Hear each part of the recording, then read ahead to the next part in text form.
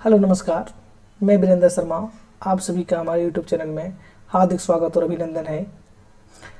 जैसे कि आज ये हिंदी गद्य साहित्य का दूसरा क्लास है कि हिंदी खड़ी बोली कहे तो गद्य में कैसे विकास हुआ।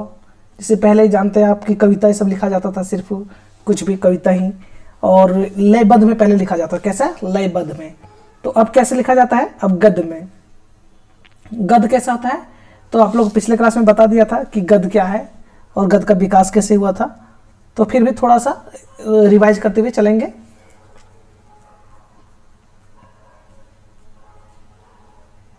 हाँ देखिए, रिवाइज करते हुए क्या चलेंगे, गद्य का विकास कैसे हुआ। ठीक है, क्या गद्य का विकास कैसे हुआ। और गद्य का विकास जो हिंदी खड़ी बोली में गद्य का विकास हुआ हिंदी भाषा में, वो उसका सबसे बड़ा योगदान रहा कलकत्ता के, कहाँ का? कलकत्ता के फोर्ट विलियम कॉलेज। कहाँ का? कलकत्ता का fort William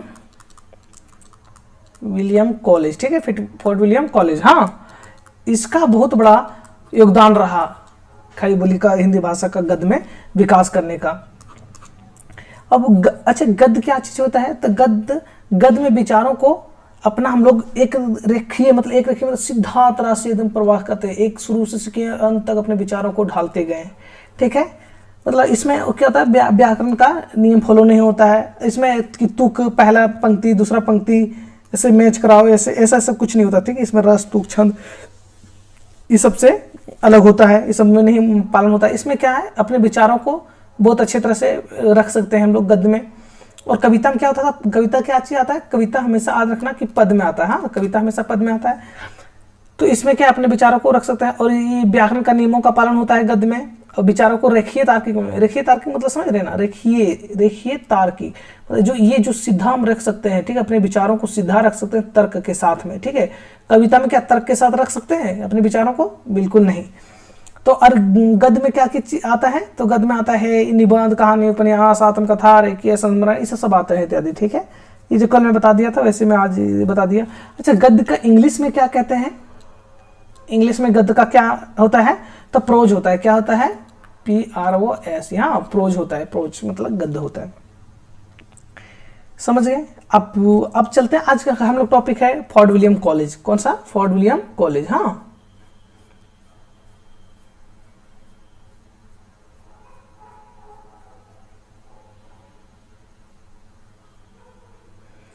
fort William college. Fort William का स्थापना किसने किया और इनके कौन कौन से प्रोफेसर हुए और कौन कौन से मुंशी हुए, या फिर इनका गद्य का विकास में क्या योगदान रहा, और इस कॉलेज का स्थापना कब हुआ, इनके प्रोफेसरों का कैसे योगदान रहा हमारी खड़ी बोली हिंदी का भाषा बनाने में, लाने में कहते तो ये चीज चर्चा करेंगे आज। ठीक है, तो सबसे पहले ये जानना है कि फोर्ट विलियम कॉलेज का स्थापना कब हुआ था।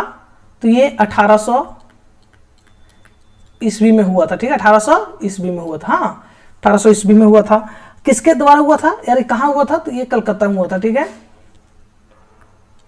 कोलकाता जैसे पहले कलकत्ता। ठीक है, कहाँ हुआ था? कलकत्ता में हुआ था। कलकत्ता में किसके द्वारा हुआ था? तो ईस्ट इंडिया कंपनी के द्वारा। किसके द्वारा? ईस्ट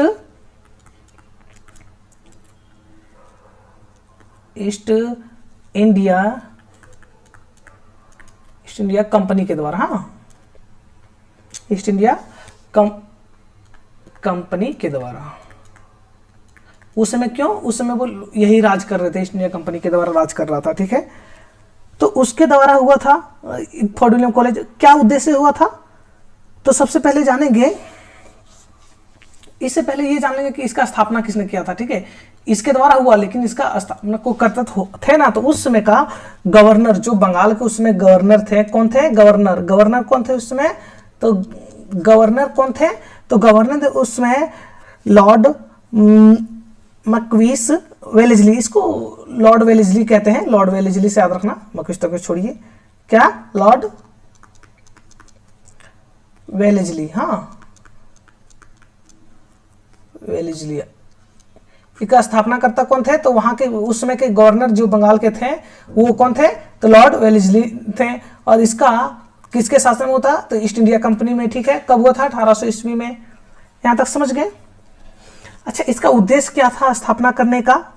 तो इसका उद्देश्य था कि भारत में नौकरी कर रहे अंग्रेजों, ठीक है, भारत में जो नौकरी कर रहे थे अंग्रेजों के लिए, जो जैसे कि अंग्रेज कहाँ से आते थे? डायरेक्ट इंग्लैंड से आते थे, ठीक है, डायरेक्ट इंग्लैंड से कहाँ आ जाते थे? भारत।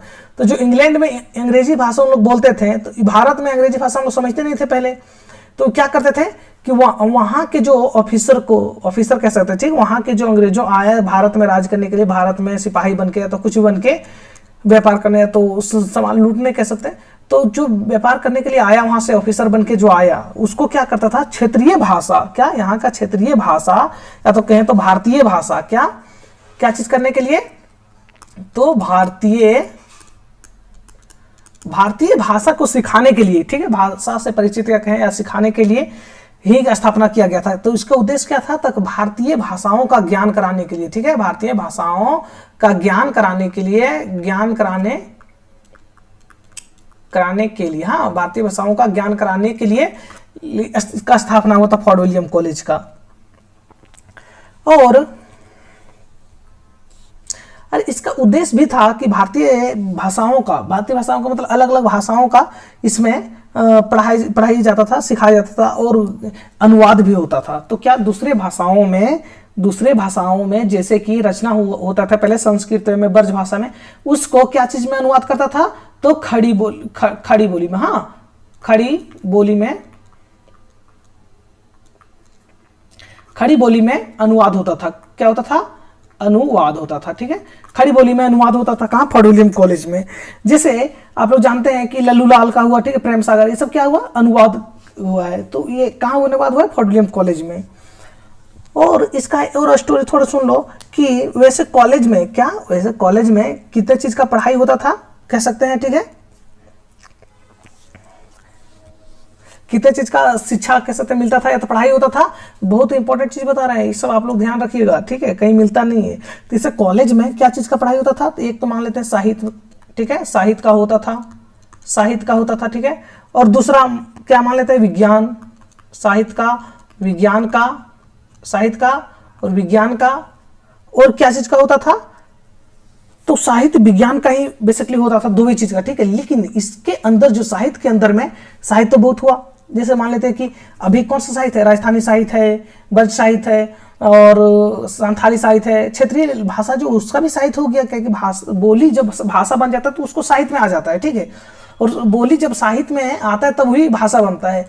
तो इसी तरह क्या हुआ, जब बोली भाषा में साहित्य में आ गया तो भाषा बन गया बोली। तो हिंदी साहित्य मतलब सभी, अंग्रेजी साहित्य हो गया, हिंदी साहित्य, ये सब क्या चीज साहित्य हो गया। तो इसी तरह साहित्य में कौन कौन से भाषा आता था? तो क्लासिकल भाषा। कौन? क्लासिकल भाषा। क्या होता था? क्लासिकल भाषा, ठीक है, क्लासिकल भाषा। साहित्य में क्या अंदर आता था? क्लासिकल भाषा। और क्या आता था?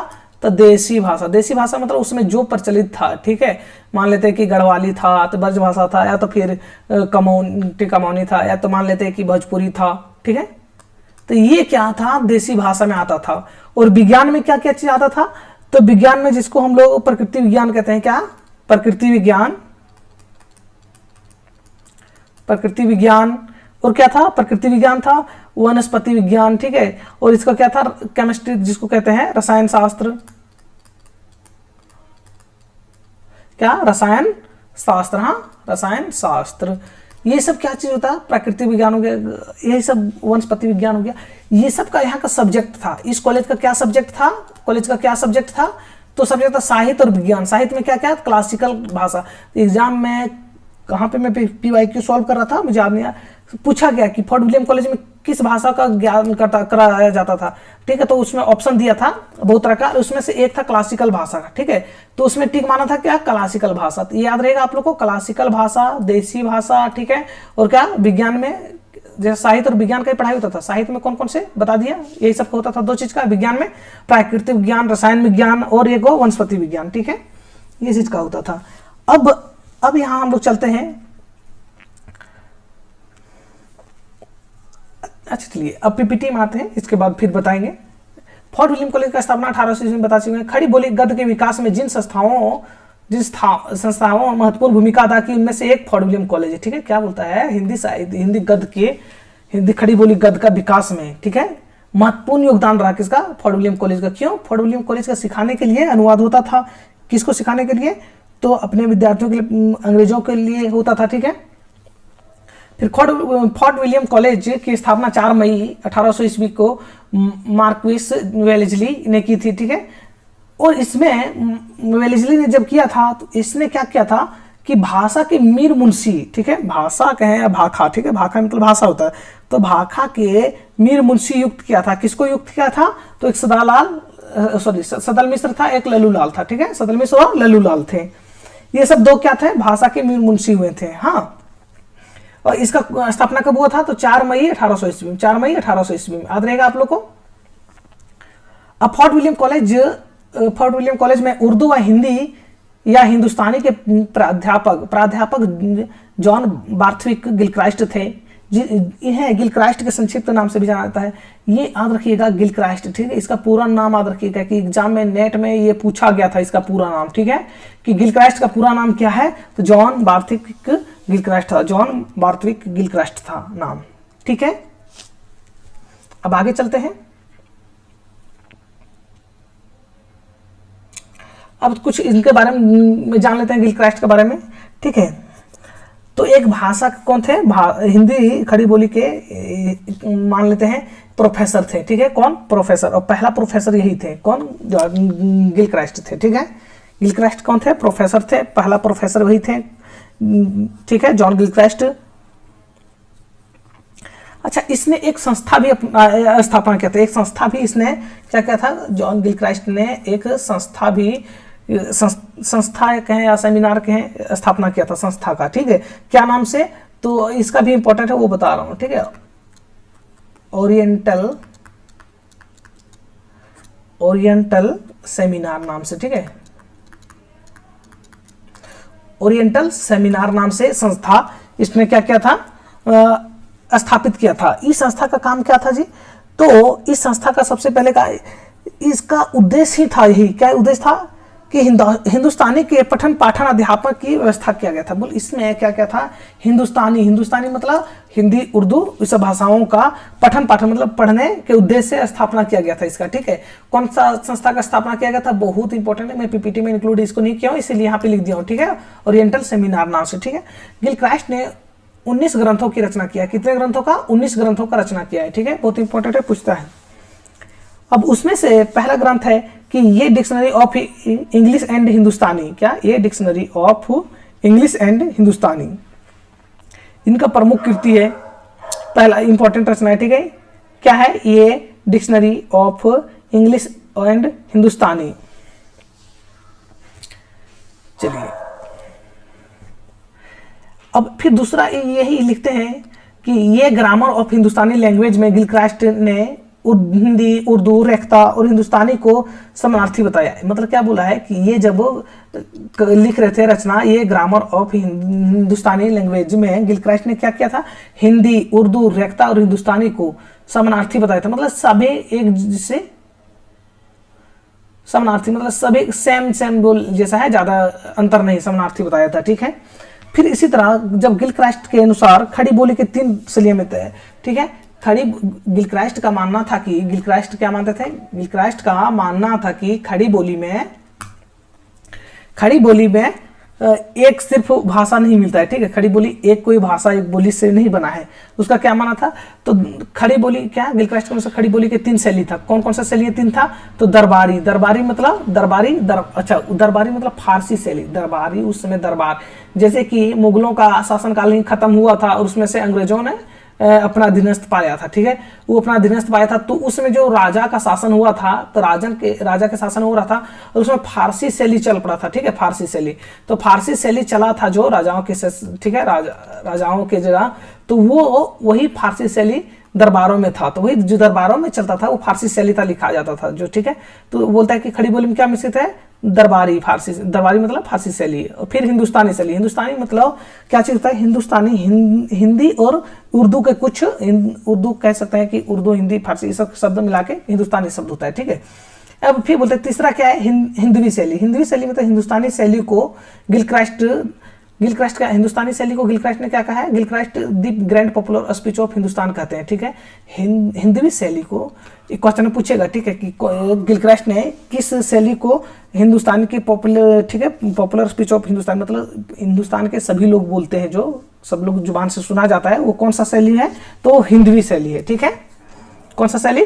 हिंदवी से शैली, याद रखिएगा, बहुत इंपॉर्टेंट है। अब आते हैं, अब क्या फोर्ट विलियम कॉलेज, एक बात और याद रखना कि इसका कॉलेज का स्थापना तो 1800 ईस्वी में हुआ था, 1800 ईस्वी में हुआ था, लेकिन इस कॉलेज कब तक चला था जी? तो 1854 ईस्वी तक, हाँ 1854 ईस्वी तक चला था। इसके बाद क्या होता? बंद हो गया था। हाँ, फोर्ट विलियम कॉलेज में हिंदुस्तानी के अंतिम प्रोफेसर, क्या हिंदुस्तानी के अंतिम प्रोफेसर विलियम प्राइस, क्यों था? विलियम प्राइस ने हिंदुस्तानी शब्द के स्थान पर हिंदी लिखना शुरू कर दिया। नहीं समझ, फिर समझा रहा हूं उनको। ये क्या था? जो पहले जब कॉलेज में, कौन सा कॉलेज? फोर्ट विलियम कॉलेज में पहले हिंदुस्तानी, वहां पे कहीं भी पहले हिंदुस्तानी भाषा बोलता था, ठीक, हिंदुस्तानी लोग कहते थे, तो हिंदुस्तानी के जगह में हिंदी लिखना शुरू कर दिया। कि हिंदुस्तानी जहां पे, जैसे गिलक्रास्ट ने क्या लिखा था? हिंदुस्तानी भी लिखा था, ठीक है। तो इसके जगह में विलियम प्राइस एक प्रोफेसर हुए, ठीक है। अंतिम, सबसे अंतिम प्रोफेसर कौन हुए? तो विलियम प्राइस हुए। कौन हुए? अंतिम प्रोफेसर विलियम प्राइस हुए। तो विलियम प्राइस ने हिंदुस्तानी के जगह में क्या लिखा? तो हिंदी लिखना शुरू कर दिया। क्या? हिंदी लिखना शुरू कर दिया, ठीक है, हिंदी लिखना शुरू कर दिया। तो अब जैसे पहले हिंदुस्तानी विभाग था, क्या था? हिंदुस्तानी विभाग था, तो इसने क्या कर दिया? हिंदुस्तानी विभाग की जगह बोले हिंदी विभाग कर दिया, हिंदी विभाग कर दिया। किसने? तो विलियम प्राइस ने। बहुत इसका योगदान है, खड़ी बोली का योगदान है, खड़ी बोली का विकास में इसका बहुत बड़ा योगदान किसका? विलियम प्राइस का, ठीक है, विलियम प्राइस का बहुत बड़ा योगदान है। अच्छा, इसका कुछ सुन लेते हैं। प्राइस के बाद हिंदुस्तानी में किसी प्रोफेसर का नियुक्ति नहीं हुआ था। क्या? विलियम प्राइस के बाद किसी प्रोफेसर का नियुक्ति ही नहीं हुआ था, ठीक है। इसके बाद क्या होता था? तब केवल पंडित, मुंशी ही अध्यापक का काम करते थे, मतलब पढ़ाने का काम कौन करता था? जब प्रोफेसर का नियुक्ति नहीं हुआ, यही सबसे अंतिम प्रोफेसर कौन हुए? William price. इसके बाद प्रोफेसर का नियुक्ति नहीं हो रहा था, तो क्या हो रहा था? तो पंडित मुंशी का नियुक्ति हो रहा था, ठीक है, जिसमें से लल्लूलाल सदल मिश्र आते हैं। यही सब पढ़ाते थे, अध्यापन करते थे, ठीक है, पढ़ाते थे, ठीक है। इसके बाद अब इसी तरह में कि कॉलेज में पात्रों हिंदुस्तानी के स्थान पर आधुनिक अर्थ में हिंदी का नाम प्रचलित कर दिया था, जो कि ये बता ही चुका हूं मैं पहले। यह प्रचलन उन्होंने कॉलेज के पत्रों को शुरू किया। यह कॉलेज के पत्रों समझते हैं जी? पत्रों क्या होता है?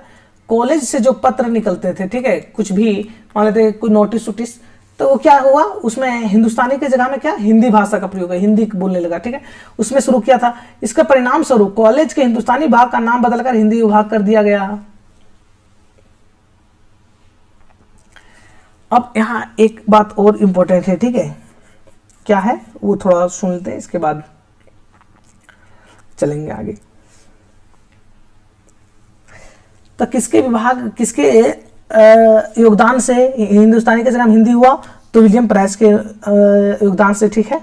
अब आते हैं कि हम लोग की हिंदी का और हिंदी भाषा का और विकास किसके योगदान से ज्यादा रहा, ठीक है। तो उसमें से आते हैं हिंदी खड़ी बोली का योगदान रहा जो विकास करने का गद में, उसमें योगदान रहा ईसाई मिशनरियों का। क्या? ईसाई मिशनरियों का। जो एक बात आप लोग जानते होंगे कि जब यहाँ इंग्लैंड शासन कर रहा था, ठीक है, अंग्रेज, उसमें से उन लोग के साथ ईसाई मिशनरी भी आते थे, ठीक है। क्या? ईसाई मिशनरी भी आते थे।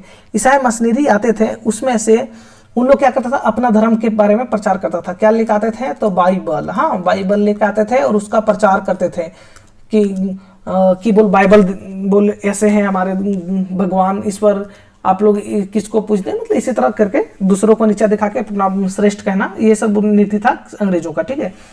तो इसी का जो मिशनरियों का बड़ा योगदान रहा। कैसे रहा बड़ा योगदान? तो इन लोग क्या करता था कि अपना धर्म प्रचार के लिए, ईसाई धर्म को प्रचार के लिए इन लोग क्या किए कि अपना बाइबल का अनुवाद करते थे हिंदी में, ठीक है। तो बाइबल का अनुवाद हिंदी में करते थे और जगह जगह जाके सुनाते थे और अच्छे अच्छे आदमियों को ईसाई में कन्वर्ट करते थे। इसके बाद एक दूसरे से फैलते जाता था। यही चीज का रहा सेम कौन किया? तो इसने किया था, ठीक। 1809 ईस्वी में विलियम केरे, ठीक है, नाम याद रखिए। 1809 में विलियम केरे ने बाइबल का हिंदी अनुवाद किया था। हिंदी अनुवाद क्या नाम से? नए धर्म नियम से, ठीक है। कई बार कई क्वेश्चन में एग्जाम में पूछा गया क्वेश्चन ये, ठीक है, बहुत बार। तो 1809 ईस्वी में विलियम केरे ने बाइबल का अनुवाद कौन सा नाम से किया था? तो नए धर्म नियम शीर्षक से किया था, ठीक है। नए धर्म नियम से क्या अनुवाद हुआ है? तो बाइबल का कब हुआ है? 1809 का में हुआ है। किसने किया था? विलियम केरे ने। 4-5 क्वेश्चन बन जाएगा इसी से घुमा के, ठीक है। जब इसी समय विलियम कैरे ने कर रहा था तो इसी समय एक और अंग्रेज हुए। कौन? एक और अंग्रेज हुए। बोले कि आप सिर्फ हिंदी में क्यों रुकिए, मैं आपको हिंदी और उर्दू दोनों में दिखाता हूँ। क्योंकि हिंदी उर्दू उसमें दोनों भाषा चल रही थी हमारे देश में। बोला जाता है कि हिंदी हिंदुओं की भाषा था और उर्दू मुसलमानों की, ठीक है, और फारसी पढ़े लिखे हिंदुओं की भाषा। तो इसीलिए हिंदुओं के लिए आपने हिंदी में अनुवाद कर दिया, अब मुसलमानों के लिए मैं क्या चीज़ में अनुवाद करूँगा? तो उर्दू में अनुवाद करूँगा, ठीक है, उर्दू में अनुवाद करूँगा। तो सेम इसी समय 1809 ईस्वी में ही हेनरी मार्टिन ने क्या? हेनरी मार्टिन ने बाइबल का अनुवाद हिंदी तथा उर्दू दोनों भाषाओं में किया था। तो हिंदी और उर्दू दोनों भाषाओं में एक साथ अनुवाद करने वाला कौन थे? Henry Martin. कब? 1809 में। 1809 में फिर किसने अनुवाद किया था? विलियम केरे ने। क्या नाम से? बाइबल का हिंदी अनुवाद किया था। क्या नाम से? नए धर्म नियम शीर्षक से, ठीक है। यहाँ तक समझ गए होंगे। उसी समय जब कलकत्ता में अंग्रेज लोग क्या करते थे? अंग्रेज एक सोसाइटी का गठन किया था। सोसाइटी का कलकत्ता बुक सोसाइटी। क्या? Calcutta book society. Calcutta book society कब? 1817 ईस्वी में। हाँ, ये बहुत इंपॉर्टेंट, ये भी याद रखिएगा। और उसी समय कुछ समय बाद 1833 ईस्वी में आगरा बुक सोसाइटी का स्थापना हुआ था। पहले कहाँ? कलकत्ता बुक सोसाइटी, इसके बाद आगरा बुक सोसाइटी, ठीक है। अब इसके बारे में ज्यादा जानना नहीं, इसलिए मैं ज्यादा इसके बारे में चर्चा नहीं कर रहा हूँ। खाली बस डेट याद रखिएगा कि कब कौन कौन सोसाइटी हुआ। 1817 में कौन ये से जान लेंगे कि 1800 इस समय अंग्रेज शासन हो रहा था। तो 1817 में कलकत्ता बुक सोसाइटी का स्थापना हुआ था। 1833 में आगरा बुक सोसाइटी का स्थापना हुआ था। 2 बार में याद हो जाएगा, देख लीजिएगा।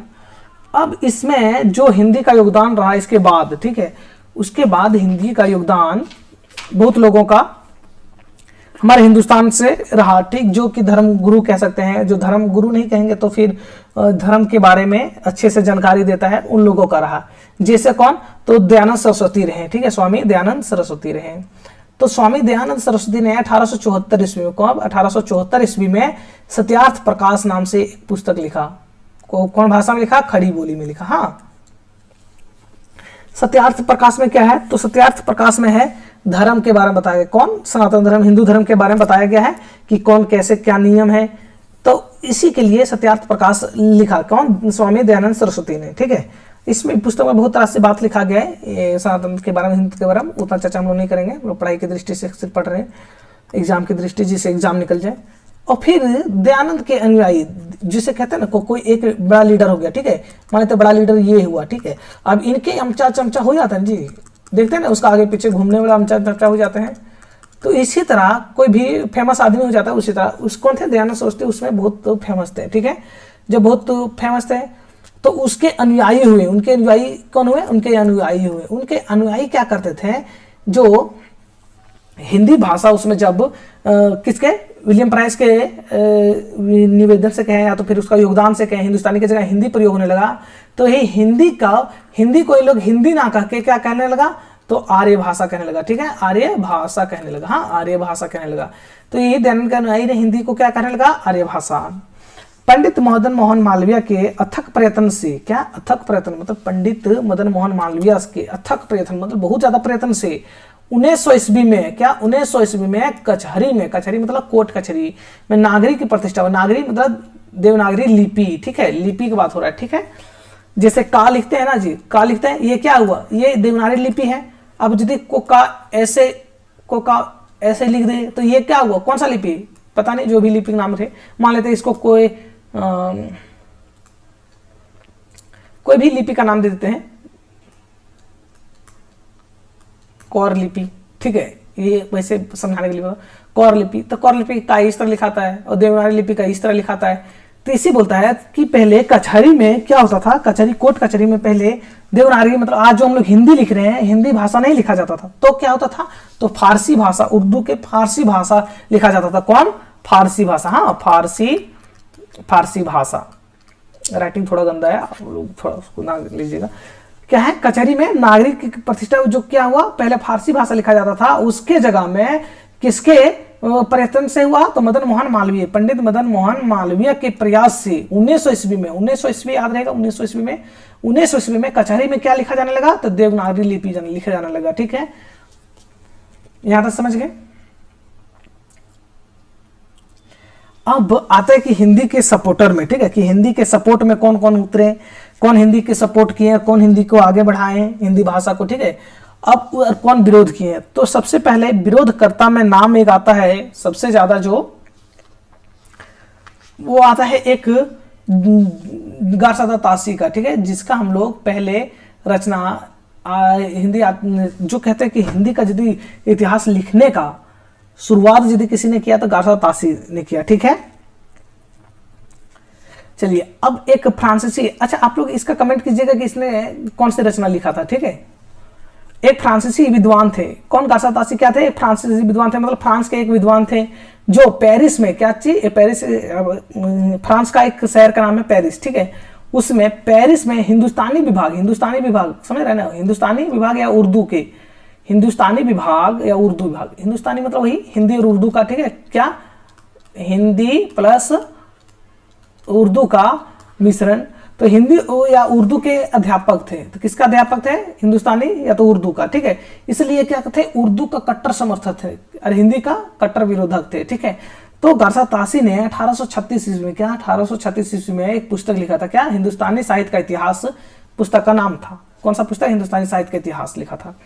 गारसादा तासी उर्दू भाषा के कट्टर समर्थक थे, जिसके कारण वो हिंदी को क्या कहते थे, एक भद्दी बोली। जब जानते हैं कि कोई लोग कट्टर हो जाता है कोई चीज में, तो उसको दूसरा की चीजों बहुत कम मतलब अच्छाई दिखता है। जैसे कि आज के समय में मान लेते एक दूसरे को धर्म को लेके, ठीक है, इतने कट्टर लोग होते जा रहे हैं धीरे धीरे, जो एक दूसरे का धर्म को बहुत नीचा दिखाते हैं। ठीक है, तो इसी तरह से हम गारसादा तासी इतने कट्टर समर्थक थे उर्दू का, जो कि उसके सामने हिंदी को वो एक भद्दी बोली बोलते थे। कौन सा बोली, भद्दी बोली। अब इसी तरह जब ये भद्दी बोली, जब ये मान लेते कि विरोध में ही था, तो कोई तो सपोर्ट में उतर रहेगा ना, तो उतरा था सपोर्ट में कौन, तो पंजाब के थे, पंजाब के कौन थे, पंडित नवीन चंद्र। ठीक है, नवीन चंद्र राय, पंडित नवीन चंद्र राय उतरे थे, जो कि भाषा के, हिंदी भाषा के मतलब कट्टर समर्थक थे, पक्के समर्थक कह सकते हैं। ठीक है, याद रखिएगा, नवीन चंद्र राय समर्थक में है। और बोलता है कि विद्या की उन्नति के लिए नवीन चंद्र राय ने, क्या बोलता है, नवीन चंद्र राय ने पंजाब में विद्या की उन्नति के लिए। अच्छा, पंजाब दो तरह का है, पंजाब दो जगह है। ठीक है, एक मान लेते कि ये हमारा प्यारा भारत हुआ। ठीक है,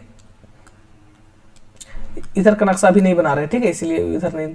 अब यहाँ ये पाकिस्तान है, यहाँ क्या हुआ, पाकिस्तान हुआ, तो पंजाब यहाँ हमारा है और यहाँ भी पाकिस्तान का, मतलब ये पंजाब बहुत बड़ा था। ठीक है, तो जब देश बटा तो आधा पंजाब चल गया पाकिस्तान में, आधा पंजाब रह गया हिंदुस्तान में।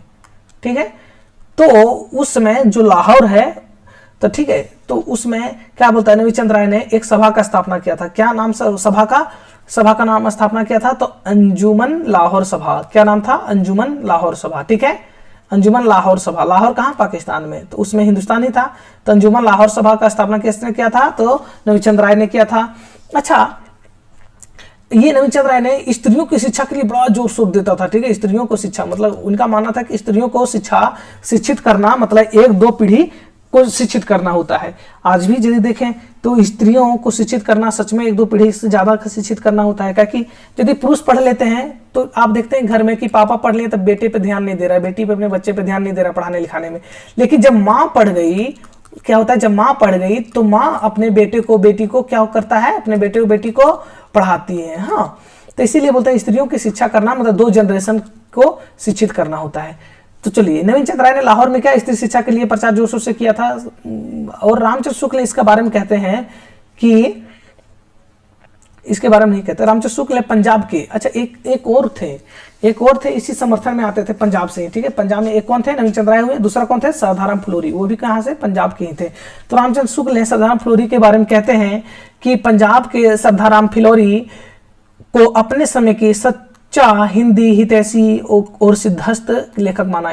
कई एग्जाम में पूछा गया है। ठीक है, कई एग्जाम में पूछा गया है ये। ठीक है, कोटेशन कि सच्चा हिंदी का मतलब कहते हैं कि सच्चा हिंदी हितैषी या तो सिद्धहस्त कि लेखक किसको माना है, तो सरदाराम फुलोरी को, रामचंद्र शुक्ल ने। सरदाराम फुलोरी कौन? सरदाराम फुलोरी वही जिसने कि आरती, जो हनुमान की आरती हम लोग करते हैं, वो क्या करते हैं, सरदाराम फुलोरी ने लिखा था। ठीक है, कौन सा आरती था, तो जैसे हम लोग आरती करते हैं ओम जय जगदीश हरे, वो लग कौन आरती लिखा था, सरदाराम फुलोरी ने लिखा था। ठीक है, शायद ये हनुमान का नहीं आरती है, ये आरती है विष्णु का, जो भी हो, इतना नहीं जाएंगे धर्म में हम लोग। अब सरदाराम फुलोरी की प्रमुख रचना है, ठीक है, गद्य, इसने एक ही मात्र गद्य लिखा था, क्या, सत्यामृत प्रवाह। क्या है, सत्यामृत प्रवाह, सत्यामृत प्रवाह हुआ। दूसरा पद ये लिखा था, पद लिखा कितना, 5 लिखे थे, आत्मचिकित्सक, तत्वदीप, ठीक है, तत्वदीप हुआ, धर्म रक्षा बहुत इंपॉर्टेंट है, तत्वदीप भी, उसी तरह उपदेश संग्रह, सतोपदेश, ठीक है, तो उसमें से धर्म रक्षा और तत्वदीप याद रखना। सरदाराम फुलोरी ने प्रसिद्ध आरती ओम जय जगदीश हरे की रचना किया था। इसी ने, जिस तरह भक्ति काल में हम लोग पढ़ रहे थे, रामानंद ने कौन सा आरती की जय हनुमाला ला के, क्या आरती का रचना किया था उसने, वो जिस तरह रामानंद ने किया था, इसी तरह सेम ये इसने ओम जय जगदीश हरे वाला सहरे वाला किसने किया है, सरदाराम फुलोरी ने किया था। ठीक है, अब आते हैं कि हिंदी का एक अलग मुकाम पे ले जाने वाले पे, ठीक है, वो उसमें से एक आते हैं गारसादा तासी, या तो समर्थक कहें, विरोधक कहें, या तो फिर एक और आता है राजा लक्ष्मण सिंह। ठीक है, इन दोनों में हमेशा टकरा रहता था कि कौन ज्यादा बड़ा, मतलब इन दोनों में नहीं, आलोचक सोचते हैं। ठीक है, तो ये जो थे, ये एक उसमें इंस्पेक्टर होता था। इंस्पेक्टर क्या चीज का इंस्पेक्टर, तो भाषा का इंस्पेक्टर। ठीक है, भाषा का इंस्पेक्टर, भाषा का इंस्पेक्टर थे। कौन थे, भाषा के इंस्पेक्टर। भाषा मतलब शिक्षा विभाग कह सकते हैं उसमें। ठीक है, क्या था, शिक्षा विभाग के इंस्पेक्टर थे। ठीक है, कि शिक्षा विभाग के इंस्पेक्टर है, कैसे शिक्षा दिया जाएगा, कौन सा भाषा में दिया जाएगा, तो इसका भाषा पे ज्यादा जोर था। ठीक है, तो शिक्षा विभाग में थे, तो कौन सा भाषा का ज्यादा प्रचलन है, इसलिए ये खुल के उर्दू का विरोध नहीं कर पाते थे। क्या, उर्दू का क्या खुल के विरोध नहीं कर पाते थे। कौन, राजा श्री प्रसाद सितारे हिंद। राजा श्री प्रसाद सितारे हिंद का देख लीजिएगा डेट ऑफ बर्थ, और इसका क्या है, भारतेंदु इनके गुरु थे। राजा श्री प्रसाद सितारे हिंद का गुरु कौन थे, तो भारतेंदु का गुरु कौन थे, राजा श्री प्रसाद सितारे हिंद। हाँ, उल्टा बोल गया मैं, भारतेंदु का गुरु कौन थे, राजा श्री प्रसाद सितारे हिंद। और ये क्या थे, 1856 ईस्वी में, क्या, श्री प्रसाद सिंह, राजा श्री प्रसाद सिंह क्या 1856 ईस्वी में शिक्षा विभाग में इंस्पेक्टर नियुक्त हुए थे। शिक्षा विभाग में इंस्पेक्टर नियुक्त हुए थे, और मतलब शिक्षा विभाग को एक निर्देश देने के लिए क्रम से हुए थे। इसीलिए इसने हिंदी का पुरजोर समर्थन नहीं कर पाया। ठीक है, इसलिए ये बोल रहे थे कि केवल हमारे हिंदी भाषा उर्दूपन लिए हुए रहना चाहिए, ना कि पूरा संस्कृत भाषा, संस्कृत शब्दों को लिए हुए। ठीक है, और राजा लक्ष्मण सिंह क्या थे, वो बोल रहे थे कि पूरा संस्कृत शब्द लिए हुए हिंदी भाषा हो।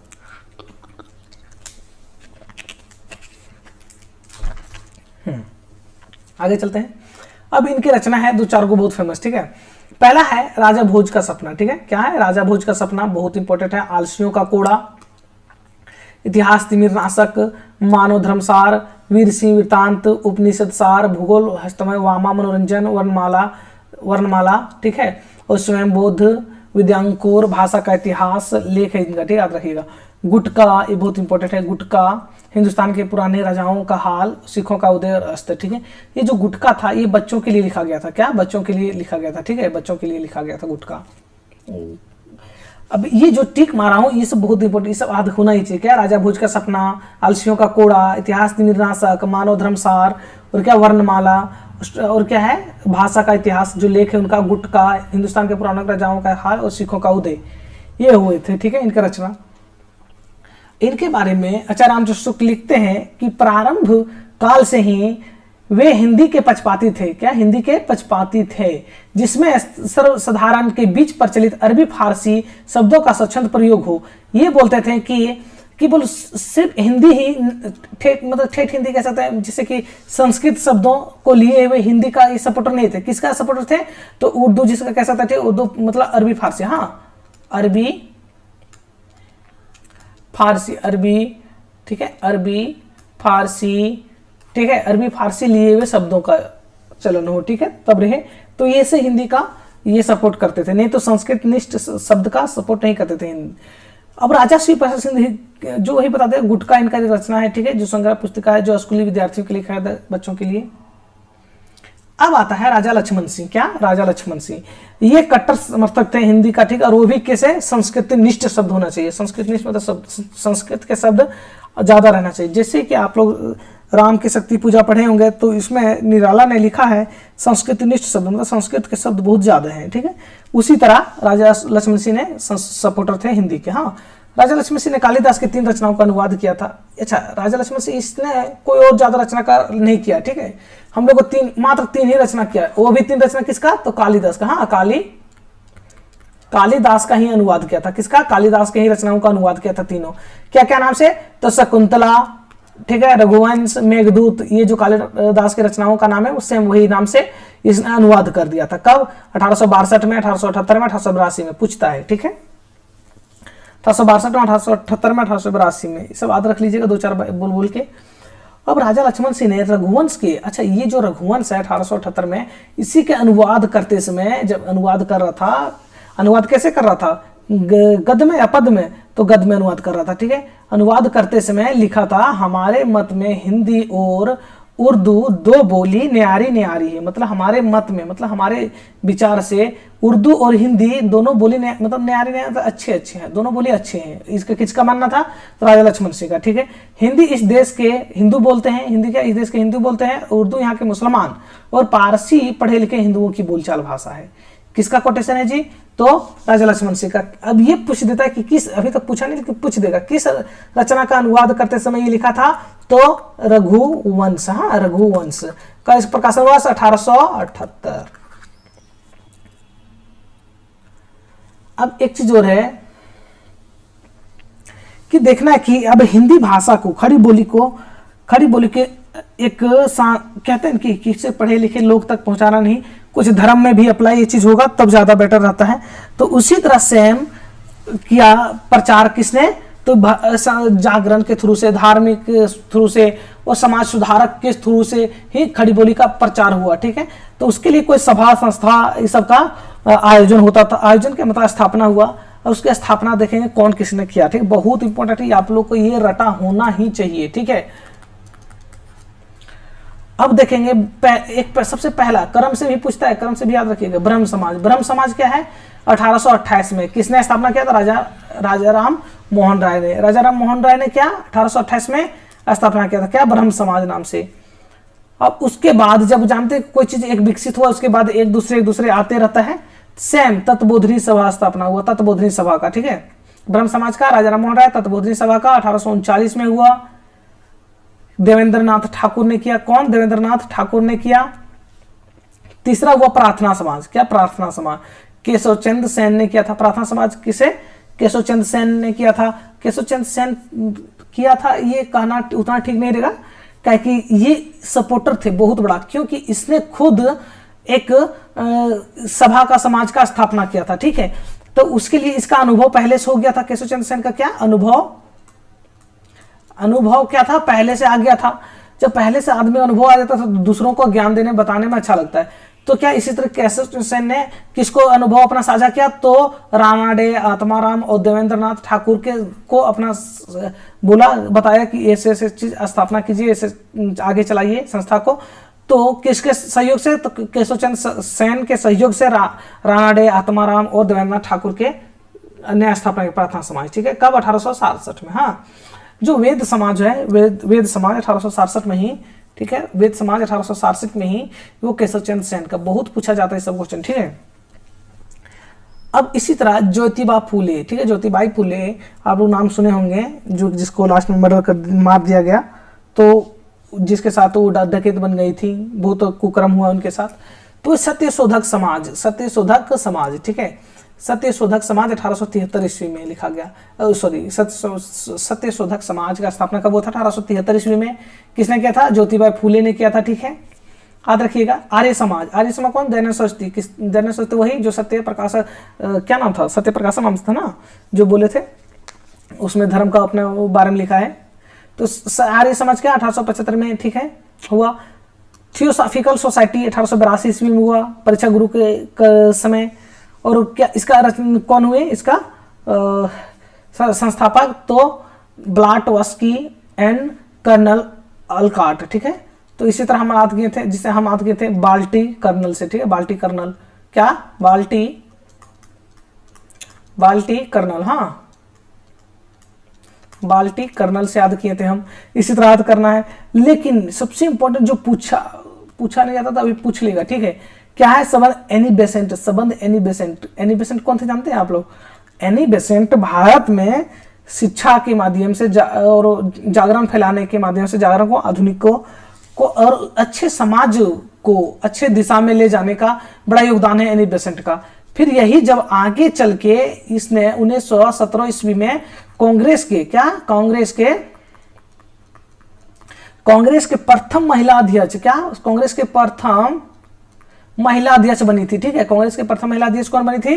तो एनी बेसेंट थे। कहाँ के थे? ब्रिटेन की थी, ठीक है, अंग्रेजी थी, लेकिन यहाँ हिंदुस्तान में बहुत इसने सेवा पानी किया हिंदुस्तानियों को, ठीक है। वो दूसरे तरह का अंग्रेज नहीं थे, बदमाश। अब आते हैं एक स्वामी विवेकानंद। आप जानते हैं कि स्वामी विवेकानंद कितने महान व्यक्ति थे। उसने एक सभा का स्थापना किया था, किसा? रामकृष्ण मिशन नाम से। क्या? रामकृष्ण मिशन का नाम से, जो 1897 ईस्वी में 1897 ईस्वी में स्वामी विवेकानंद ने किया था। चलिए, गद्य का विकास खत्म हो गया। और एक और योगदान रहा, खड़ी बोली का योगदान पत्रिकाओं के माध्यम से बहुत ज्यादा रहा है, ठीक है। तो उसको पत्रिका को जब पढ़ाएंगे तो उसमें बता देंगे कौन कौन से पत्रिका का ज्यादा योगदान रहा। लेकिन चलिए, आप लोग बहुत अच्छा इतना धैर्य बना के देखें। धन्यवाद आप लोग को। अपने दोस्तों तक शेयर कर दीजिए, लाइक शेयर सब्सक्राइब करिए। और यहाँ पे जानते हैं जैसे सब तरह का टीजीटी, यूपी पीजीटी ये सब है, और झारखंड टीजीटी पीजीटी का भी, अब हिंदी के जितने एग्जाम होते हैं सब के लिए तैयारी करवाया जाता है। और चलिए, आज इतने रहे। धन्यवाद आप लोग को।